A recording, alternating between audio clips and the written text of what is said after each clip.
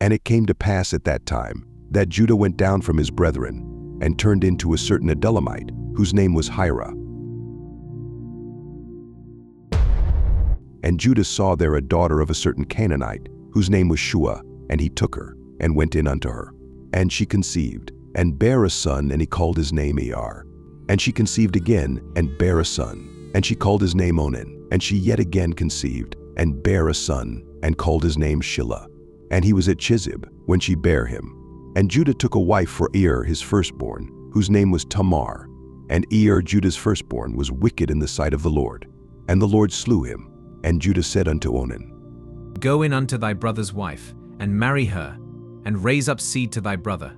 And Onan knew that the seed should not be his.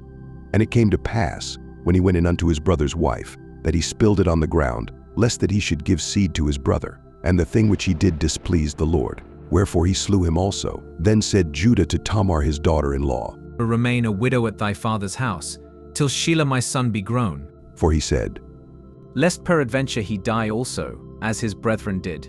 And Tamar went and dwelt in her father's house. And in process of time the daughter of Shuah, Judah's wife, died. And Judah was comforted, and went up unto his sheep shearers to Timnath, he and his friend Hirah the Adulamite. And it was told Tamar, saying, Behold, thy father-in-law goeth up to Timnath to shear his sheep.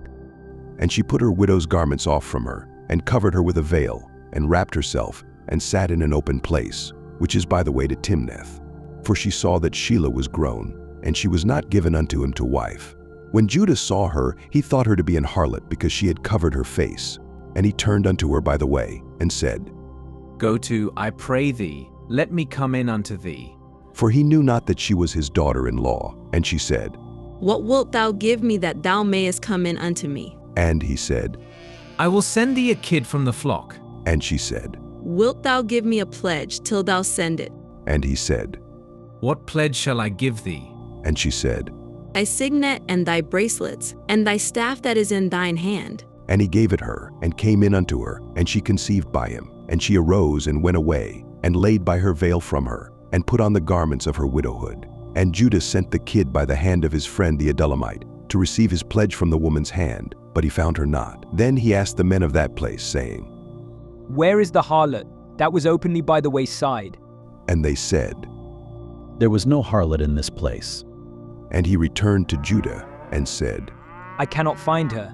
And also the men of the place said that there was no harlot in this place. And Judah said, Let her take it to her, lest we be shamed. Behold, I sent this kid, and thou hast not found her. And it came to pass about 3 months after, that it was told Judah, saying, Tamar thy daughter-in-law hath played the harlot, and also, behold, she is with child by whoredom. And Judah said, Bring her forth, and let her be burnt. When she was brought forth, she sent to her father-in-law, saying, By the man whose these are, am I with child? Discern, I pray thee, whose are these, the signet and bracelets and staff? And Judah acknowledged them, and said, She hath been more righteous than I, because that I gave her not to Shelah my son.